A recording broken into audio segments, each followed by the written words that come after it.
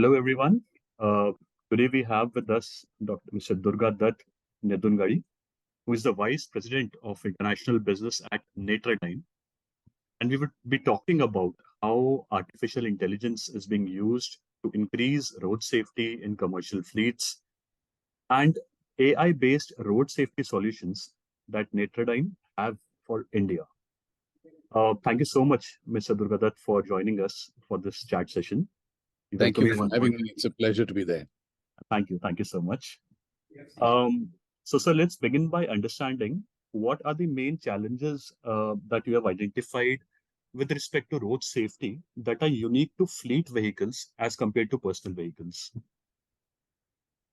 Look, the two main differences, if I were to put it that way, between a personal vehicle and a fleet vehicle, right? Firstly, ownership, right? A personal vehicle is owned by typically an individual, right? And so therefore the responsibility of keeping it safe, keeping it optimized, keeping it in good condition, etc., rests with one person, right? Which is obviously not the case with the fleet, right? The second thing is the driving conditions themselves. In a typically personally owned vehicle, you leave aside the occasional long distance drive that one would do, either going on a business trip or on a vacation, right? Personal vehicles are restricted to, a geofenced area, if you know what I mean, right? Within which it operates day in and day out. That is where the big difference between a commercial fleet comes in. The commercial fleet typically, has firstly really no boundaries in terms of where geographically they drive, right? But more importantly, the driving hours are much, much longer, right? I mean, if you look at Bangalore is probably the worst in terms of city traffic in India today. So therefore, a typical in-city travel for any one of us in Bangalore would probably be an hour or an hour and a half, right? Seldom would it be longer than that. Whereas a typical drive for a commercial vehicle, could stretch from 6 hours to 10 hours to 12 hours, right? And when you have longer hours of drive time, that's when a lot of challenges start creeping in, right? And so these two, I think, are the primary differences. I don't know if that makes sense, but No, it does. It does totally. Yes. All right. So, how are Netradyne's solutions different from other AI-based dashcams? And are there any India-specific features that you have incorporated in your solutions for deployment for the Indian fleets? Sure. So how we differ, there are a few different points on how we differ, okay?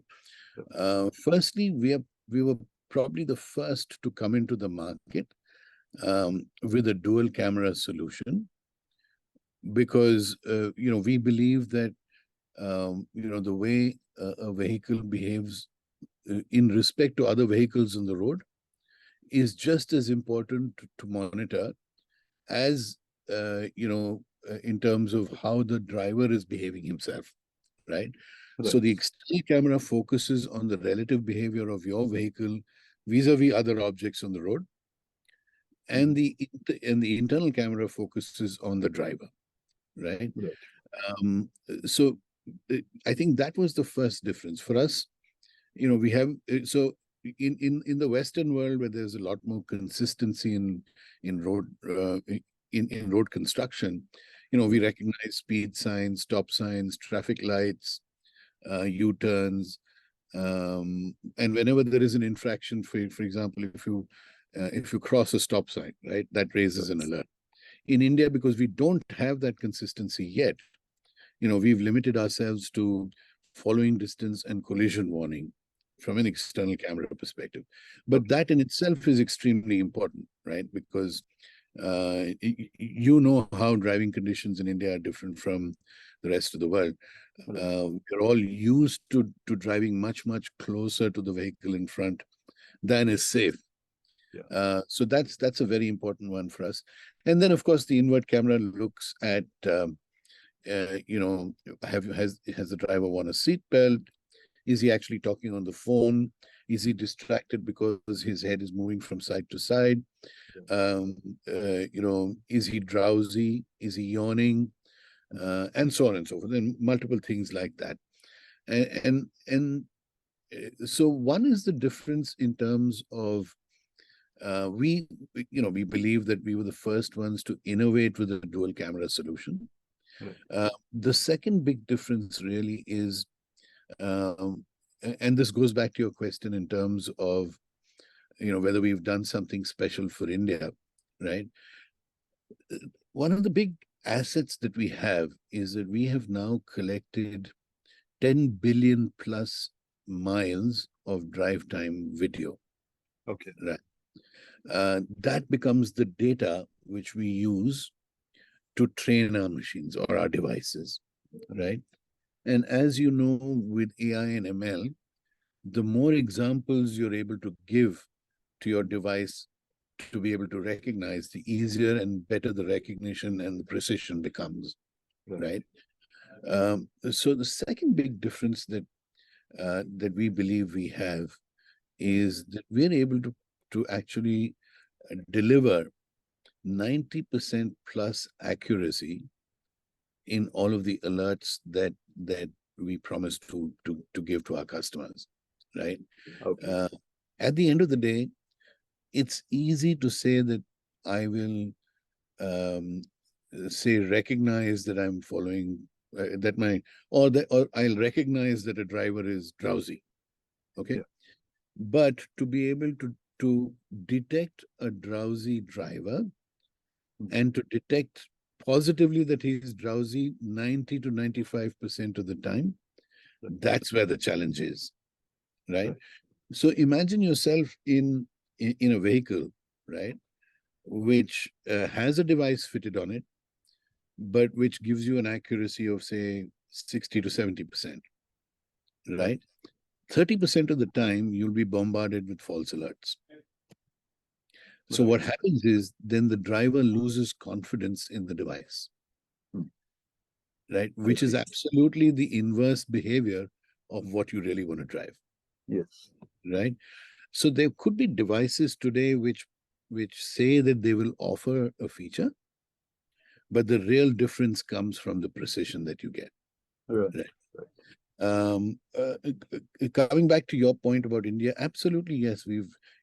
So we were very careful in which parts of the geography we wanted to start our business, in. So we started in the US and in India at the same time. And the philosophy was that given the polar difference between the two driving conditions, if our device can work in both of these markets, then we can probably get it to work anywhere else in the world, right? Yeah, I agree. So that's what we did. So for India, for example, we have reduced so in the US, the acceptable following distance, for example, would probably be 10 to 15 feet, right? Now, if I had a 10 to 15 feet as a threshold for following distance, I'd be beeping all the time, right? And I'd be raising alerts all the time. So we've adapted that to the Indian market, right? So we've now got a following distance threshold which makes sense for India, right? In India, we recognize two-wheelers, we recognize auto rickshaws, right? We are in the process of being able to recognize cows, right? And while all of these may sound flippant, but these are all very, very important aspects of Indian road conditions, right? Which, I'm not sure many other companies really do. Okay. So yes, we've done a lot of work specifically for India, and we will continue to do so. Some other things which get missed out when people talk about differentiation, right? One is obviously, small things, quality of video, right? We are relentless in our demand for high quality. So we use only the highest of resolution cameras. If we get a chance, we'd love to show you some videos of daytime as well as nighttime. The night videos are crystal clear. You will not even make out sometimes that it's nighttime. In India, in large parts of our country, in winters we have heavy fog, right? Or in the coastal regions we have heavy rain, right? We now have the ability to detect conditions like this, raise an alert to the fleet manager, who can actually then see which are his vehicles operating in that area, and then make a decision on what he should change. For example, he might decide that for all those vehicles, the speed limit now he will bring down to say 35 kilometers an hour, right? To make it much safer. Or he will say, if it's heavy fog, just stop the vehicle, don't drive, right? So this is one example. The other example is compound alerts, for example, right? And for example, just a following distance violation might not be severe on its own, right? But if I'm driving a vehicle and my vehicle then has a following distance violation, at the same time, I'm also raising an alert for looking at the phone. Right. It When you becomes more put those severe. two together, then it becomes a very, very high severity of an alert, right? Which means that in all probability, you're going to have an accident if you don't stop, right? So that is what we call compound alerts, right? I have not heard of anybody else actually thinking along those lines. So these are some of the things that we are different. And I think the big difference is that our entire design, our entire algorithms, our entire R&D is in-house, actually based in Bangalore. Unlike some other people who might be just buying out devices. And our entire manufacturing is done in India, in Gurgaon. All right. Okay. And you were exporting to other countries from India as well? From India. All right. So the point you mentioned about precision, how important that is. Not just detecting a condition, but to be able to judge the precision also. That particularly struck me. I think it's very relevant. I personally drive a vehicle having ADAS, and even with the minimum setting of the distance between my vehicle and the vehicle in front, you will get that beeps. it does not suffice. Yeah, you will get beeps. Yeah. That's really the difference. That's really the difference. Yeah. All right. So in India, we have a lot of last mile delivery and hyperlocal fleets. Those are running on, apart from ICE vehicles, those are also running on electric vehicles. So we have a lot of electric three-wheelers and two-wheelers, for food delivery, for last mile deliveries. In those kind of scenarios, I believe, I may be wrong, but I believe that the issues of high speed and driver drowsiness, they may become less prominent, because those are mainly for within the city travel. The distances are also not that big. So the solutions that you are bringing out in India. So for what kind of fleets will they be suitable in addition to long haul commercial vehicles? If you could just throw some light about that as well. So the largest retailer in the world, okay, and I might as well use the name Amazon, right, is our global customer. Okay. And they have chosen us for deployment on their last mile delivery arms across the world. Okay. And the reason for that is that while you're right, they're not driving long haul routes, okay, but they are driving in very trying conditions, right? They have they do drive for fairly long hours. They have the goal of delivery on time, right? And so therefore, they also are under a lot of stress for multiple reasons, right? So in their environment, driving behavior becomes extra important. Okay. For people, for Amazon in the Western world, traffic rule violations are a big thing, because there is a lot of liability associated with it. There is a lot of reputational risk associated with it, and so on. So that is something that they track very, very closely. They also track in-cabin driver behavior very closely, right? Seatbelt, for example, is a huge no-no for them, and the ability to detect that. Talking on the phone, right, is a big thing. We're also now looking at ways to capture smoking in the cabin, and other aspects which could be detrimental. So while the nature of the accident may differ, but for them, all of these are indicators of impending mishaps, right? And so for last mile, as much as it is for, say, a highway haulier, driving behavior is essential. And we are seeing that in India, by the way, as well. So you would be familiar with this company called Ryder Safeguard. Yeah. They're the guys who deliver cash to ATMs. Yes. So Ryder has actually decided to deploy our device on each one of their replenishment vans. Okay. Purely for the same reasons, because one is, of course, they're carrying critical cargo, but the other is also that they want their drivers as well as their vans to be safe. Right. And so the the solution is applicable for almost every type of vehicle, right? Now, for last mile in India specifically, you mentioned two-wheelers. We are strongly looking into how we can actually, have some kind of technology for the two-wheeler market. We don't have one yet. Okay.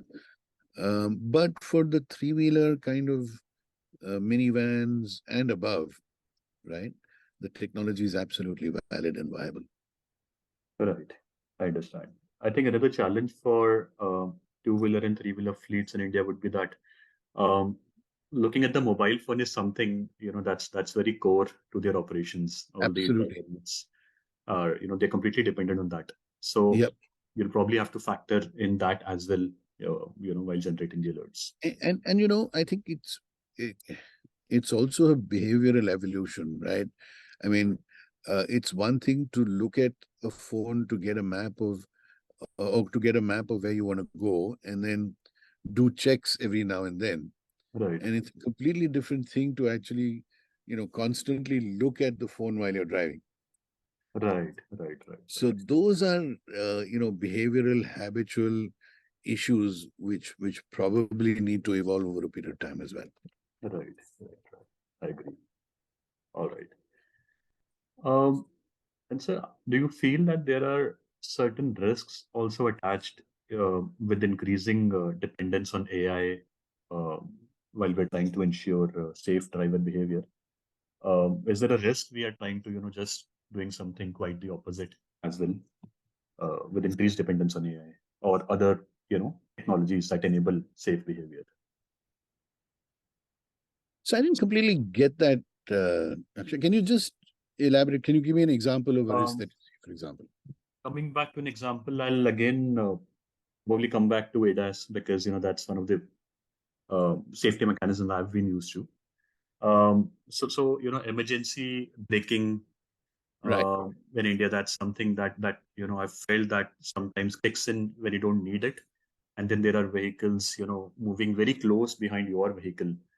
So while trying to be dependent on that, what I felt is I personally tend to become more cautious when I sometimes use those kind of features. So you're absolutely right. You're absolutely right. So and here is the difference between here's where I'd like to bring in the difference between passive ADAS and active ADAS, right? Yeah. Currently, we are focused on passive ADAS, and the philosophy behind passive ADAS is that you use the same algorithms that you would in a normal ADAS vehicle, but instead of imparting direct control to the vehicle, you actually enable the driver to take that decision, right?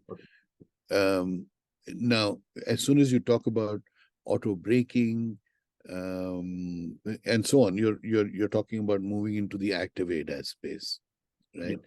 Now, in that space, it becomes critical for you to be able to test your accuracy levels under each specific driving condition, right? I mean, it might be okay on a highway in the US to have an auto brake which brakes from 50 miles an hour to 0 immediately, right? Because your following distance, as you said, takes care of vehicles behind you. In India, maybe you don't want to do that, right? In India, maybe you want to restrict the auto braking to go down by a particular level. Right. As you see a potential collision, you bring the speed down from, say, 80 kilometers an hour to 60 kilometers an hour. So you slow the vehicle down rather than braking the vehicle. So these are all potential ways to mitigate risk. But with each one of these comes the burden of extensive testing and the ability to reach acceptable precision levels, right? And to be honest, that's why it is taking that much time for autonomous vehicles to become reality, right? Because the number of how should I put it, unknown conditions are so many that it's very difficult to trap all of them.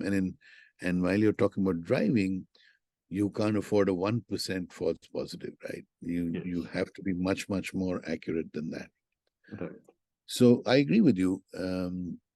So which is why we are currently focused purely on the passive ADAS space, and we believe that if we can get passive ADAS right, in itself, that can make a big impact. For example, Amazon has actually published a video online. I'm sorry, let me just myself. Amazon has actually posted a video by themselves. We didn't even know that they were doing it, but they've posted a video in which they actually state that their accident levels have dropped by 50% after deploying our technology. Right? Now, you could argue whether that is 50, whether for other customers it would be 40, whatever that may be, right?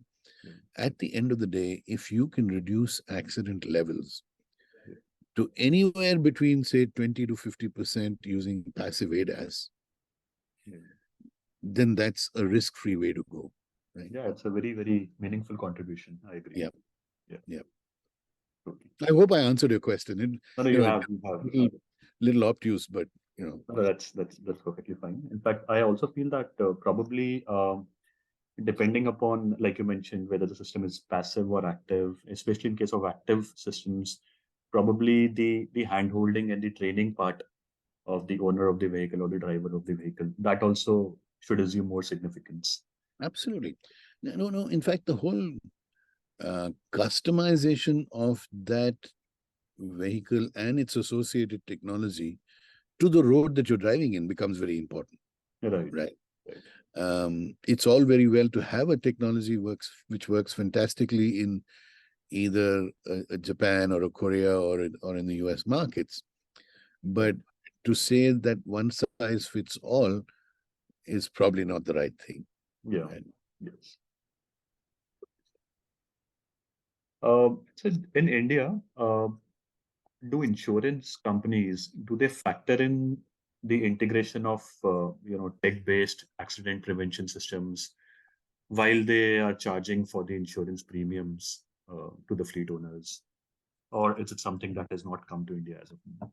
So there is a lot of interest on that front. Let me put it that way. Okay. Okay. This is something which is very active in countries like the US, Right. especially because liabilities are extremely high, right? In India, insurance companies are now actively looking at,